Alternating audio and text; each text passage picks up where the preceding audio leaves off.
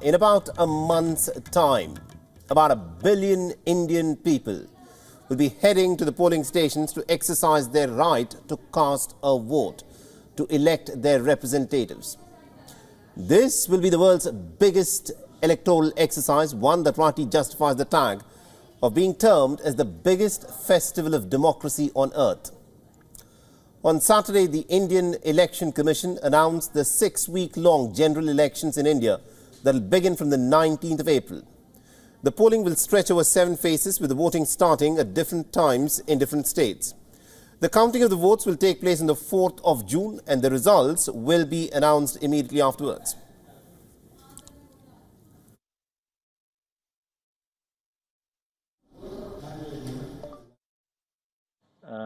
Schedule of the Lok Sabha poll, we'll do it in 7 phases, as was done last time.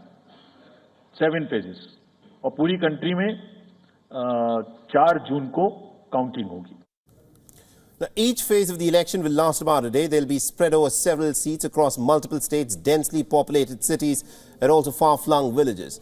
Now, the staggered polling process will allow the Election Commission to deploy tens of thousands of officials to allow for transporting the voting machines to various locations, and also for the security personnel to prevent any untoward incidents.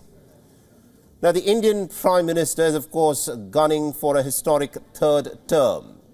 And what is interesting is that this time round, the Indian Prime Minister has set a target of 370 seats for the Bharatiya Janata Party alone, and about 400 plus seats for the National Democratic Alliance as it heads into the elections.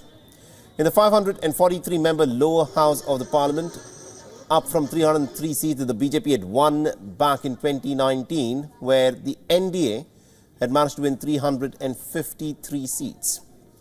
Now, multiple surveys, of course, are suggesting a very comfortable majority for the Bharatiya Janata Party, but you must always look at these opinion polls and surveys with more than a pinch of salt, because they often get things wrong.